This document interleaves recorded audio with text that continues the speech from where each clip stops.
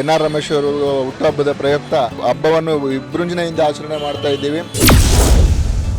N R Ramesh ಅವರಿಗೆ ಹುಟ್ಟುಹಬ್ಬದ ಶುಭಾಶಯಗಳು ಸರ್.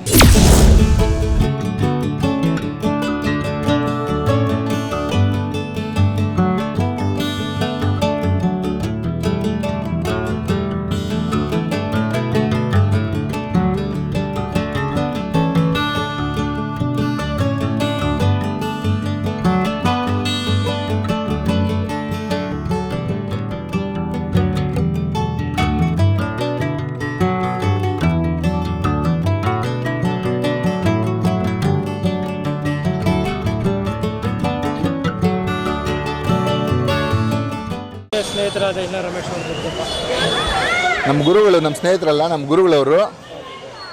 ಇವತ್ತು ನಮ್ಮ ರಾಜ್ಯಕ್ಕೆ ಮತ್ತು ದೇಶಕ್ಕೆ ಸಂಕ್ರಾಂತಿ ಹಬ್ಬದ ಶುಭಾಶಯಗಳು ಮೊದಲನೇದಾಗಿ.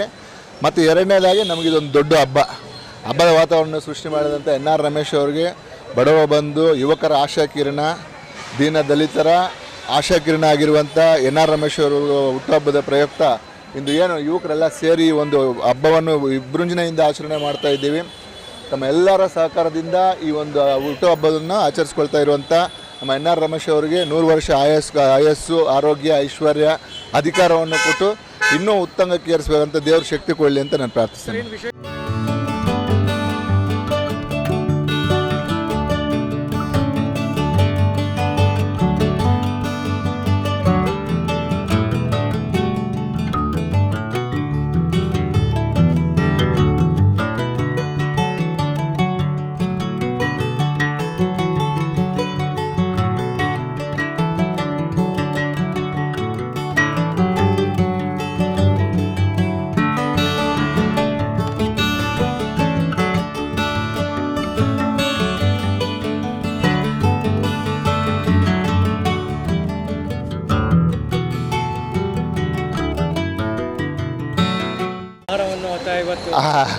ಅದು ಹೌದೌದೌದು, ಅದು ನಾವು ಎಲ್ಲ ಸೇರಿ ಒಂದು ಏನಾದರೂ ಒಂದು ಹೊಸದಾಗಿ ಮಾಡಬೇಕಂಬ ಆಲೋಚನೆಯಿಂದ, ಅಂದರೆ ದುಡ್ಡಿಗೆ ಬೇರೆ ರೀತಿ ತಪ್ಪು ಕಲ್ಪನೆ ಬೇಡ, ಮತ್ತು ಇದು ಅವ್ರ ಮೇಲಿರುವಂಥ ಅಭಿಮಾನ, ಈ ಅಭಿಮಾನವನ್ನು ಹೊರತೂಸ್ಬೇಕು. ಯಾವ ರೀತಿ ಅಂದರೆ ಏನೋ ಒಂದು ವಿಶೇಷವಾಗಿ ಮಾಡಬೇಕಂತೇಳಿ ಒಂದು 100 ರೂಪಾಯಿಯಿಂದ ಇದು ಮಾಡಿದ್ದೀವಿ. ಅದೊಂದು ವಿಶೇಷವಾಗಿತ್ತು. ಅದು ತಮಿಳ್ನಾಡಿಂದ ತರಿಸಿರುವಂಥ ಒಂದು ಈ ಹಾರ. ಹೌದು, ಅದಕ್ಕೆ ನಮ್ಮ ಮುಖ್ಯ ಕಾರಣಕರ್ತರಾದಂಥ ನಮ್ಮ ಶಿವಕುಮಾರ್ ಅವರು, ನಮ್ಮ ಅಧ್ಯಕ್ಷರು, ಏನು ಚೆನ್ನಾಗಿ ಇದಿತ್ತು. ಇನ್ನೂ ದೇವರು ಒಳ್ಳೆ ಆರೋಗ್ಯ, ಐಶ್ವರ್ಯ, ಅಧಿಕಾರ ಕೊಟ್ಟರೆ ಅವ್ರಿಗೆ ಇನ್ನೂ ನಮ್ಮಂಥ ಯುವಕರು ಮತ್ತು ಇನ್ನೂ ಕೆಲಸ ನಿರುದ್ಯೋಗಿಗಳಿಗೂ ಕೂಡ ಉದ್ಯೋಗವನ್ನು ಉಂಟು ಮಾಡುವಂಥ ಶಕ್ತಿ ಒಂದು ಎನ್ ಆರ್ ರಮೇಶ್ ಅವ್ರಿಗೆ ಇದೆ ಅಂತ.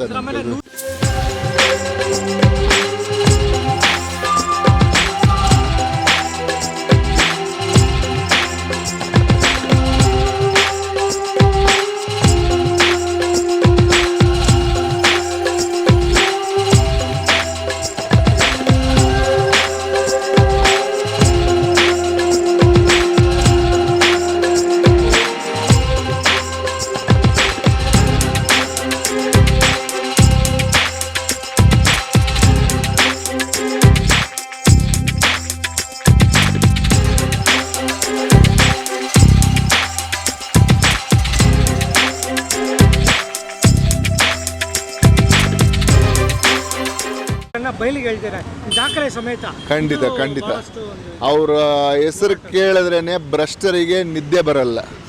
ಯಾಕಂದರೆ ಅವರು ಭ್ರಷ್ಟರ ಪಾಲಿನ ಸಿಂಹ ಸ್ವಪ್ನ ಅಲ್ವಾ. ಯಾರು ತಪ್ಪು ಮಾಡಿರ್ತಾರೋ ಅವ್ರಿಗೆ, ತಪ್ಪಿತಸ್ಥರಿಗೆ ಸಿಂಹ ಸ್ವಪ್ನರಾಗಿರ್ತಾರೆ.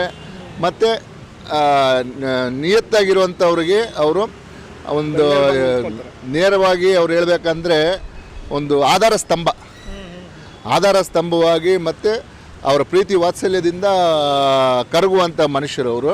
ಅದೇ ರೀತಿ ಭ್ರಷ್ಟರನ್ನು ಕಂಡ್ರೆ ಉರಿಯುವಂಥ ಸಿಂಹವಾಗಿರ್ತಾರೆ. ಆ ಥರ ಮುಂದಿನ ದಿನಗಳಲ್ಲಿ ಅವರು MLA ಆಗಬೇಕು. 2 ಸಲ ಅವ್ರಿಗೆ ಮಿಸ್ ಆಯಿತು. ಈ 3ನೇ ಸಲ ಖಂಡಿತವಾಗಲೂ ಅವರು MLA ಆಗ್ತಾರೆ. ದೇವರ ದಯೆ ಇದೆ, ಅದು MLA ಖಂಡಿತವಾಗ್ಲೂ ಅವ್ರು ಆಗ್ತಾರೆ ಸರ್ ಮುಂದಿನ ದಿನಗಳಲ್ಲಿ. ಎನ್ ಆರ್ ರಮೇಶ್ ಅವರಿಗೆ ಹುಟ್ಟುಹಬ್ಬದ ಶುಭಾಶಯಗಳು ಸರ್.